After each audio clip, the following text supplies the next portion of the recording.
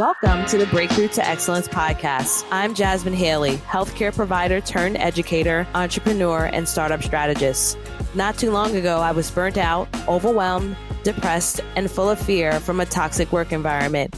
I created my business out of necessity to create a legacy I can be proud of today. It helps me transform the lives of women every single day to pursue their dreams and entrepreneurial goals. I created this podcast to share the empowering stories of entrepreneurial women, help you break through self-doubt to your greatness, and share business strategies to help you create a thriving and profitable business. If you are an emerging entrepreneur or business owner that wants to create the mindset needed to escape burnout, reclaim your personal power, and pursue your entrepreneurial dreams, this podcast is for you. Stay tuned and listen in. Hey, for this week's episode, I would love to welcome Shavonne Jones. Welcome to the podcast. Thank you. Thank you for having me. Absolutely. Listeners, before we got started, I was over the moon because the expertise that Ms. Jones has is so needed in entrepreneurships, but especially for women. We've really struggled with making sure that we take care of ourselves, physically, spiritually, but even more so mentally. Absolutely. So, before we get started on what I really want to focus tonight, I want you to share with the listeners your entrepreneurial journey. Like what has your journey been like? Why have you ventured out into this crazy, rocky world of entrepreneurship? So I started my business. It's called Sweet Suga Baby, and I started it last year. And the reason I started it because I had a huge need for it. So I'm a mother of two. Unfortunately, I'm a widow. I became a widow September 1st, 2017. And my children were 2 and 3 at the time. So I've been trying to juggle and trying to raise the boys the best that I can. And if you have children, children want your life. They want everything from the moment I sleep. Sometimes they sneak in the bed. So I'm just like, I am overwhelmed. I also work full time as well.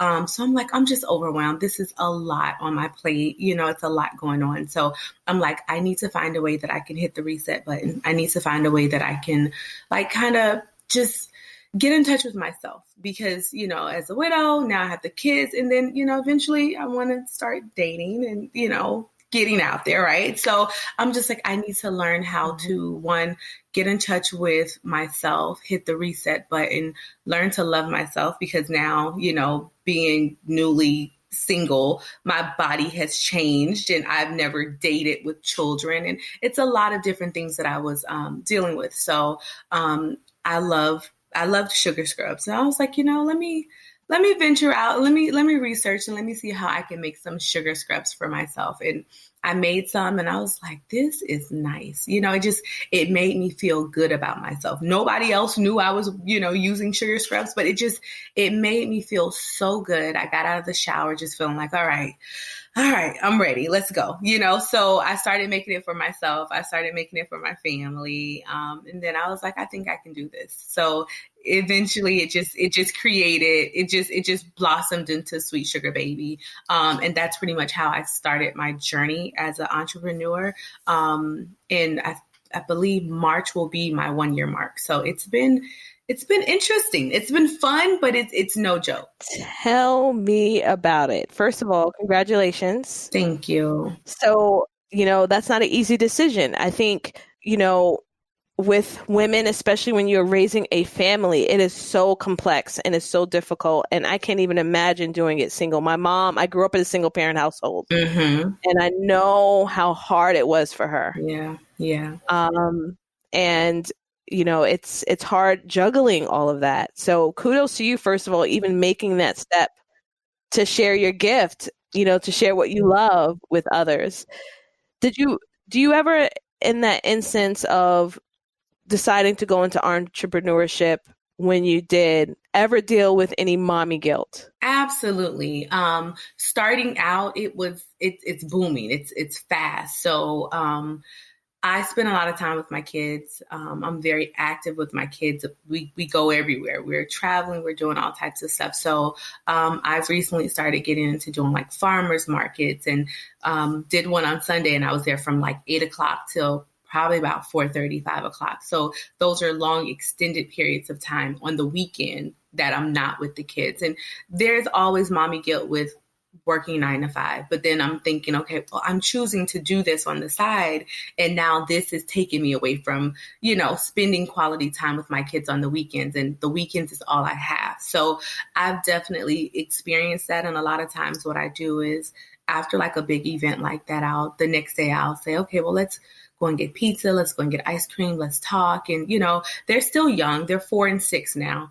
But I try to bond with them over those moments. And they take part in my business as well. They help me with the videos. So they're very hands-on, and they're intrigued by it. So when I tell them, hey, I'm doing a farmer's market or something, they're interested in knowing what I'm going to be selling, but they don't want to be a part of it to go, because it's just, it's a long drawn out, and it can be hot. So they're just like, all right, Mom, we'll see you later. Leave us with Nana or leave us with Mimi, and we're fine. So yeah, I deal with that though. I definitely do. Yeah, I think we all do to some extent.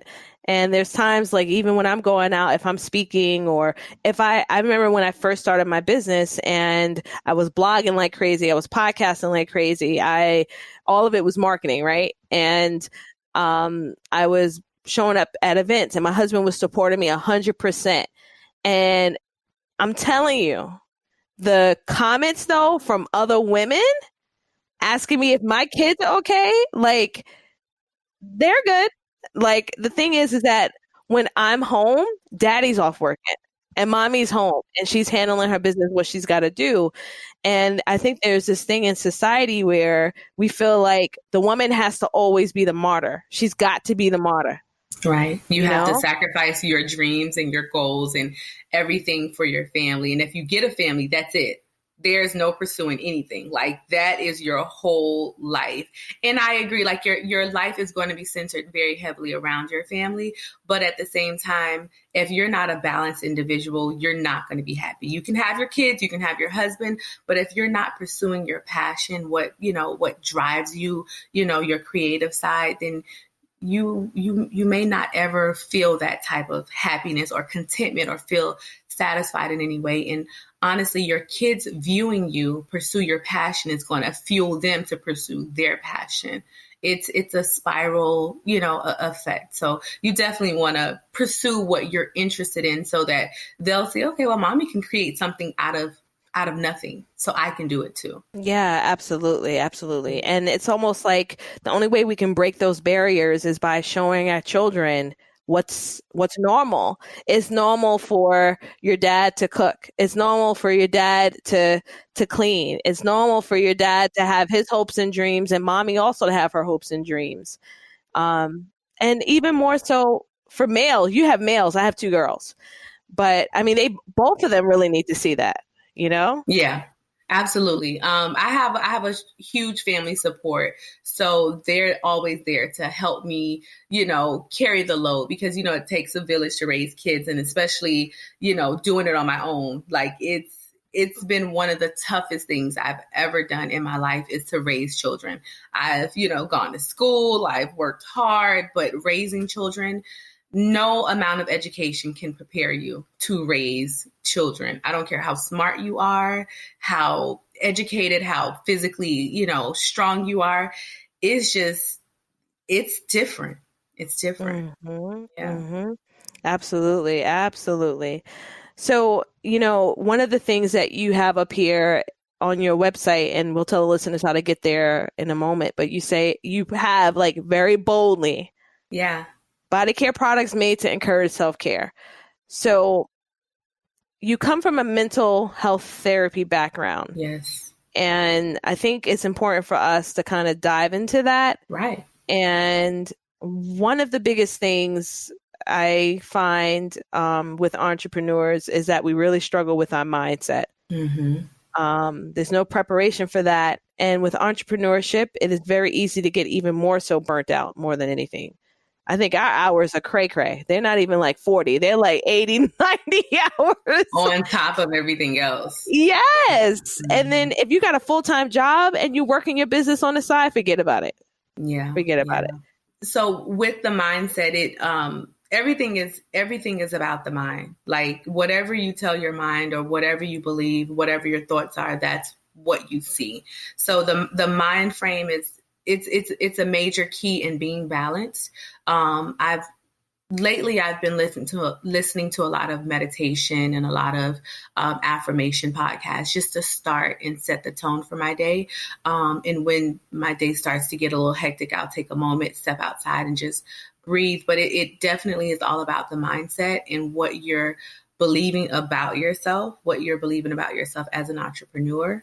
The thought process, because a lot of times you jump into being a business owner and you think, okay, everybody else is doing so well. And, you're looking on IG and on Facebook and they're making it seem effortlessly, they're effortlessly doing it. And you're just like, well, I'm kind of doing what they're doing. Why isn't it coming so easy to me? And you can get discouraged. You can kind of be running on fumes. You want to be a good parent, but you want to be a good entrepreneur. And it's like, I work the business once the kids sleep. My kids' bedtime is like 8:00. So I'm working from 8:00 to 12:00 at night, trying to create all of these things by hand. And just during the day, you're marketing, you're sending emails.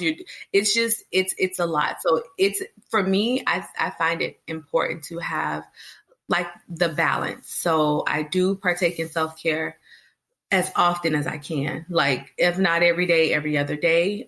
Definitely just monitoring what I put into my mind and what I allow myself to dwell on. If it's not healthy, if it's not fun, if it's not happy, I don't engage in it because life is already, it can be stressful enough. So I don't watch the news. I'm just like, I don't have time for that type of negativity because it really can have you walking on eggshells, and you have to be fearless as an entrepreneur. You have to be able to go out there and do what you have to do. I've also created this vision board, and every year, you create a vision board and it's no big deal. You create the vision board. It sits in the closet. You never look at it. You dust it off in like December and you start to peel stuff off. So what I did, that's what it is. So what I did was I created my vision board and I put it on my wall in my bedroom. Mm-hmm. So it's not so cute, but hey, I wrote affirmations on it. It serves its purpose. So I see it every day, and I'll literally stop in front of that board in the morning before I walk out. I'll say my affirmations.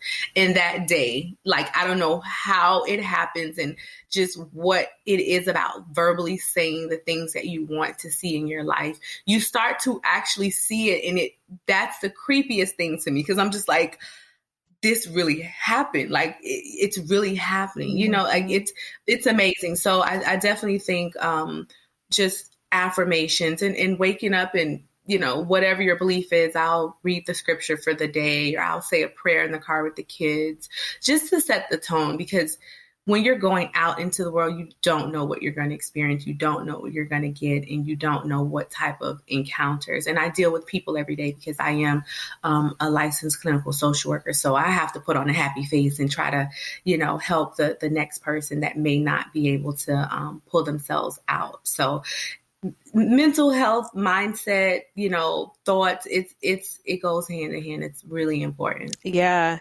And I also find for me, just listening to you. So I actually had to go through therapy for an entire year, and I'm so happy that I did. And I'm actually trying to find somebody else right now because it was so impactful to my journey. And I was in so my entrepreneurial story started because I was burnt out. I had dealt with really bad bullying at work. I had dealt with a very toxic work environment, had horrible stress-related illness because of that. Decided to book it and leave. No plan, nothing. I was like, I'm going to just start a business and figure it out and start working part-time. So that was 3 years ago. That was my catalyst to me, my mother's death and me dealing with that toxic work environment, then deciding to leave.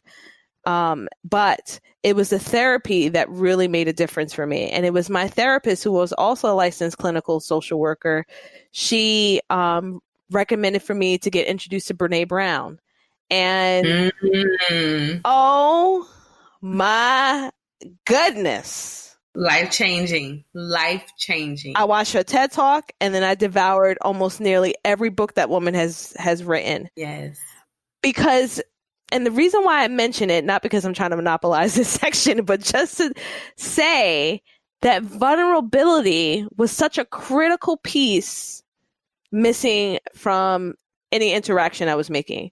Vulnerability was necessary because, one, I was an achiever, I was a perfectionist, I worked really hard, and I never got a chance to say, I'm tired. I don't feel like I'm enough. I'm dealing with X, Y, and Z. So what would you say, just from your clinical experience? I love that you're a healthcare provider and an entrepreneur. What are some of the major roadblocks to us getting to that place? It's the roadblock to us getting to the point of being vulnerable is those are things that, like, those behaviors, those personalities, just kind of being strong. Like we as women, I'm a Black woman, you're a Black woman. We have to put on this face, and it's very tough to peel away those layers. So in the workplace, you have to be the best. You have to be better than the rest. You can't show anger. You can't show any emotion, because if you do, you can be labeled in a negative way. With the kids, it's like the kids are going to go to you first because you're mommy and you're going to try to handle it all. I think it's like the perception. We wake up every day and it's like, okay, the world wants us to be this. And a lot of times we hop out of bed and we try our best to put that mask on and to be what we're expected to be, opposed to being who we are, opposed to really, really taking a deep dive into what makes my soul happy, what gives me passion, what's going to drive me, what do I really like? I spent years doing a lot of things that I was like, after the fact, I'm like, I never really wanted to do that. I never enjoyed doing that. I don't even like that person as a friend. Like, why was I forcing myself to play these parts and play these roles that weren't authentic to me? So I as well got a therapist after my husband's death, and we dealt with the grief, but then we started dealing with a lot of stuff that was personal. I'm like, okay, well, it's not the grief anymore. Like, now I have to really look at myself. And I had a session with my therapist, and I was telling her the things that I was struggling with, and she read me for filth. Okay, listen, I literally was stuck. I left the office, sat in my car, and I was just like, oh my God, like, for someone to literally put a mirror to your face and she did it in the most professional way that she could. And everything that she said was the truth. It was the truth.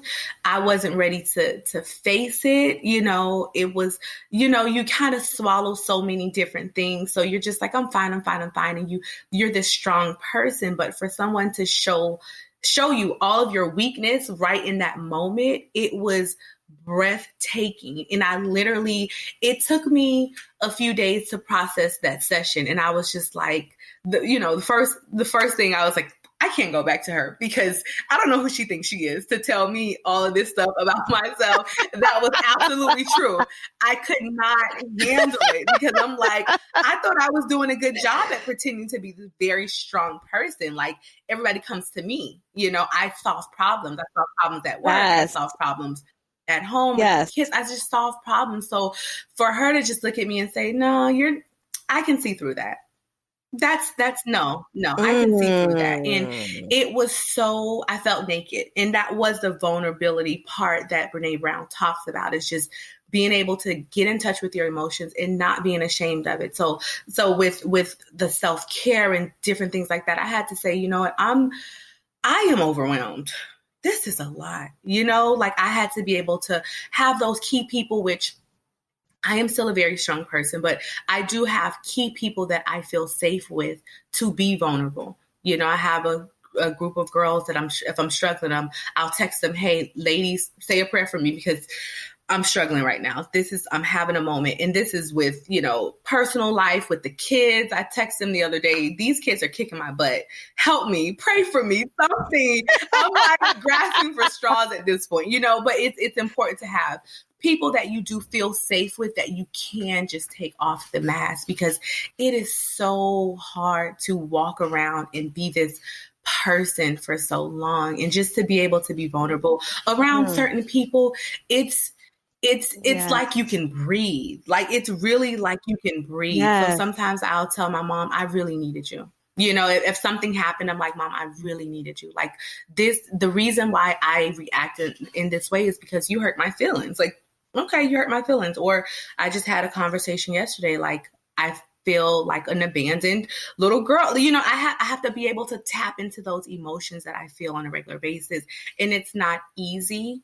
It's not like something that I'm like, hey, I'm an expert at. It's every day I have to say, okay, am I going to be honest with myself and be honest with this person as far as how I'm feeling and how this moment made me feel, and, what I'm processing at this time. So I think, as a social worker, they always say you can't social work your family. You can't social work this. You can't, you can't do therapy on people that are close to you, because it's just, you can't do it. So, that's why I am definitely a strong advocate for getting therapy, because it literally changed my life. And today I was texting my therapist, hey, do you have any openings? Because I need to help me out, because I'm struggling. Like you just have to know when you have to tap back in, and you have to kind of let that stuff out. So I think therapy it's major. It's critical. And, as I'm hearing you, I'm thinking about my own journey, and I didn't realize how much I needed to heal from. One of the things that I talk a lot about when I'm out speaking for healthcare providers is HIV, substance use disorder. I talk about cultural sensitivity, and working with an interprofessional group. There was a social worker there who'd said, Jasmin, I want you to get trained in ACEs for our state. And I was like, ACE? What in the world is an ACE?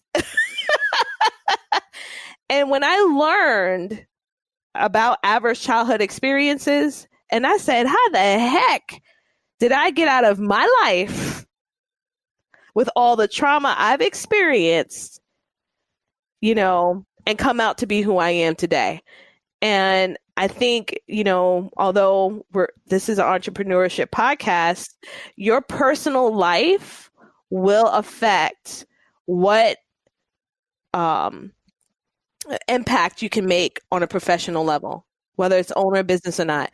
And that means that you got to get down to that muddy, cruddy mess, that stuff that, you don't want to talk about or deal with, the abandonment issues, the traumatic experiences that may have been physical, who knows, and get to a place where you forgive and you truly decide to move forward with love and with joy and some compassion for yourself. Absolutely. Absolutely. It's profound what we carry into our adulthood. And that's from us stuffing stuff. We kind of it's not a big deal. But when you look at some of the actions that you take today, it's a result of the things that you experienced when you were 5.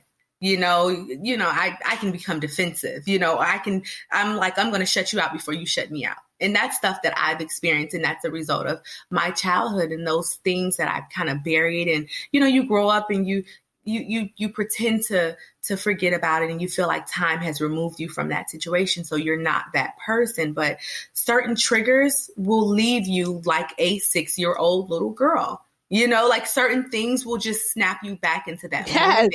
And it's amazing, because it's one of those things where you have to learn how to cope with those things, because that's a part of you. I talk with people and they're like, if this wouldn't have happened, then I wouldn't have had this experience. And if this wouldn't happen, and I'm just like, look, those things, they needed to happen to make you who you are today. So I never wish away the things, because I'm like, if I didn't have that, I wouldn't be this person. I wouldn't be this resilient. I wouldn't be this compassionate. I wouldn't be this understanding towards other people because I had those experiences growing up. And that's one thing with my children, with losing their father at such a young age. And, that's one of those things I'm just like, why did it have to happen? But I'm thinking children are resilient. They're part of a therapeutic group, and it helps them process what's going on. But, I always tell people around me, I don't want my children to go to therapy for me. Like, I don't want to be the result of my children going to therapy. I don't want them going to therapy like, mommy jacked me up, like, exactly. No. So I try my best to just to love on them as much as I can. That's real talk right there. It's real because it carries on. I don't want them being 25 saying, mommy never understood me. Mommy never listened to me. So it's one of those things where we have the choice to break that cycle. And the childhood that you may have had, you're going to try your best to make sure that your children don't experience the negative things that you experience. Maybe we can, maybe educate our children more. And that's something that I have to do about, this is how mommy grew up and this is how you are growing up, and it's trying to teach, humility, because most times we have more than our parents had raising us. So now it's like, you have to deal with another thing because the kids are like, mommy, I want that because you got the money. You can do it. You can get it, and it's like, no. So it's trying to just program the positive things about how you grew up. And it's trying to kind of give them a little of the stuff that you had that helped you to become humble, which is saying no. Mommy saying no will humble you really quick. But the childhood is the baseline of who we are, and it makes us who we are today. And it carries over into, entrepreneurship. If you've grown up and someone told you in the past, like, you'll never be good enough, you're not beautiful enough, you can't speak, you're nothing. So you go and you want to create something amazing, and then you get to the point where you're just like, those words, when you hit a hard point in entrepreneurship, because a hard point is on every corner, those words come back to you like, see, I they told me I couldn't do it. I should have known that I wasn't smart enough to do this. I should have known that I wasn't competent, people would never accept me, So it's one of those things where you have to really get to the root of those things. You have to start speaking against those things. You have to start speaking positivity, like by using your words of affirmation to kind of block out those automatic responses that you'll get when you encounter something negative. The automatic response is, oh my gosh, like, I can't do this, but it's important to definitely educate yourself, say those words of affirmations, and see and view yourself as what you want to be in life, and show up as that person, Absolutely. Every single day. Every single day, you got to pour that into you, especially if you come from a disadvantaged background. That type of thinking is not common. And that's what I have to fight against. Right. Every day. It's a battle. Yes. So I got to ask your opinion on this. Do you think that, because I was just reading a piece today about entrepreneurship for women, and, I'm thinking about my experience as a woman of color. Do you think the mentality of you have to work twice as hard still exists? So I've heard it for women, white women, towards working twice as hard as men to get to that level. So we're fighting that battle. But we also have the other end of it where I'm in a predominantly white industry. So there's a twice as hard mentality. I feel like I have to work as a woman of color to even be recognized. So do you think that still exists? It exists times 10 at this point. And it exists over all aspects of business, of career. Being a mental health therapist, I would do in-home calls, and I'm a young Black woman, and they're looking like, how are you going to help me? Like, who are you? I have a sister, she's a lawyer, and she goes to court, and they're like, where's the lawyer? And she has to look like it's me, So we definitely have to work twice as hard to get some type of respect. And a lot of times that's overwhelming. that's just frustrating because we know that there's so many racial underlying tones with how people speak to you, how people talk with you, how people just interact with you. I taught a parenting class, and I come in with my stuff and I'm teaching this parenting class. It was a high conflict parenting class for people that were getting divorced. They were court ordered, and the person that owned it didn't know who I was. So I came in and she's like, "Oh, are you one of the parents?" I'm like, "No, I'm the therapist. Hi, nice to meet you." It's always, and I feel like that's a battle that we fight, but I'm learning that I don't have to fight that battle. It's okay. You can think whatever you want to think, because it is so exhausting to have to try to put on this face everywhere you go. I think that it's important as women, as Black women, that we can be multifaceted. You can be a therapist, and at night you can go and hang out downtown and party and club and have a great time. Or you can be a well-rounded mother who, do arts and crafts and paint with their kids and do all of that stuff. And also, have a podcast on the side. Like, I don't think we have to fit into any type of box, but I do know that when you're in corporate America, we are expected to present a certain way. And we are expected to kind of go in there and tone down our attitudes and tone down, our tone. So when we do get off of work, it's like, I need to be free. Like, when I get off of work, I'm able to breathe, and I cannot allow myself to be boxed in by my outside activities. Like, work is work. You got to go to work. You can't be ratchet and crazy at work. You have to present yourself in a certain manner. You have to do your job. You have to be in that role. But I think it's important, and that's where self-care comes in as well, is when you get off of work, literally clean and wipe and wash and bathe all of that stuffiness off of you, and just be able to be around those people that you can truly be transparent with. Because at work, sometimes you can't be transparent. You have to keep your mouth shut. You got to do your job. But to be able to just be around good people, be able to relax, let your hair down, do the things you enjoy doing without feeling judged by your people that are in close proximity, it's amazing. It's amazing. And that's what we have to do. We have to be able to just let that stuff go and be who we want to be, because life is so hard outside of our little, our universe, our little, house or home. Yeah, it is. And I just moved to the state of North Carolina to take a position, and I'm finding that being opinionated or having a voice right, is not appreciated. No. And you get on the hit list. Oh yeah. And even if it's coming from a place of wanting to help, it's like they don't want it. And, I realize in that instance, sometimes I think of, if I look different, would the response be different?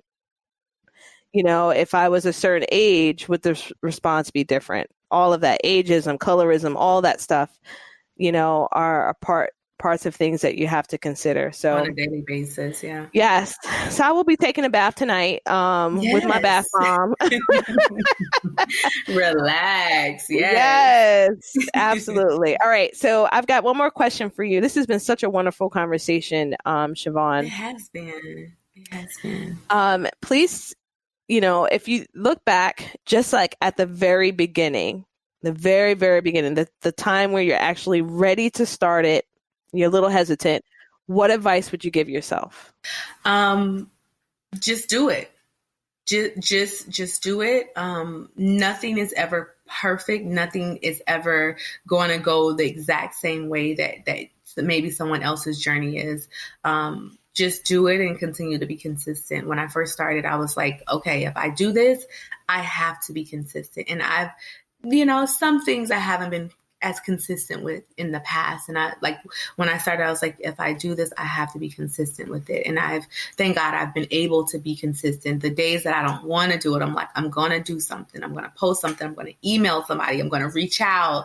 I'm going to do what I need to do. And I'm like literally just jumping headfirst into it and just building my parachute on the way down, because you're not going to know enough information. A lot of times that stunts people from moving forward. It's like, well, I'm researching. 5 years later, you're still researching. And 6 years later, you're an expert on this, but you have no clue because you have no real life experience doing it. Absolutely. So you got to just do it. And as crazy as that sounds, it pays off. It definitely pays off, because sometimes when you stop for a moment and you think too long, that fear sets in, that doubt sets in, all of those negative things sets in. Like, I can't really do this. I can't do it. And it's like, you can do it. You just have to jump in and you just have to do it. Do something every single day, Yeah, absolutely. Absolutely.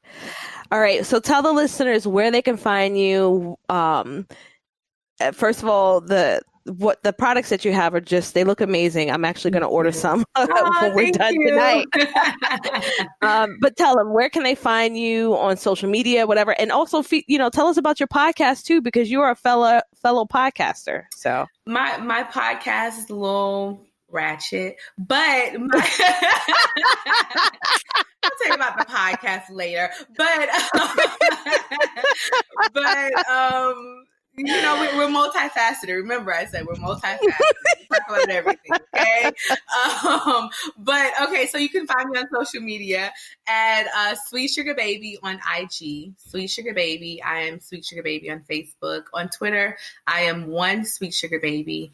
You can check out my website. My website, I always have sales. I'm always on there. I'm very engaged on my website, on all my social medias. My website is sweetsugababy.com, and that's sugar without the R. So it's Sweet Suga Baby.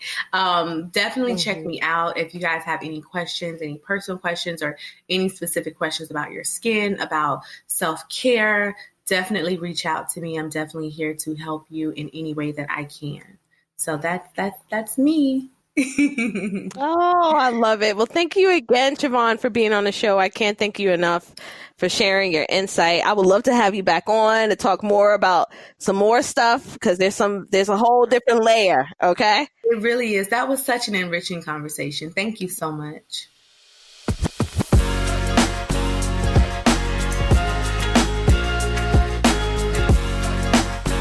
Thanks for tuning into the show.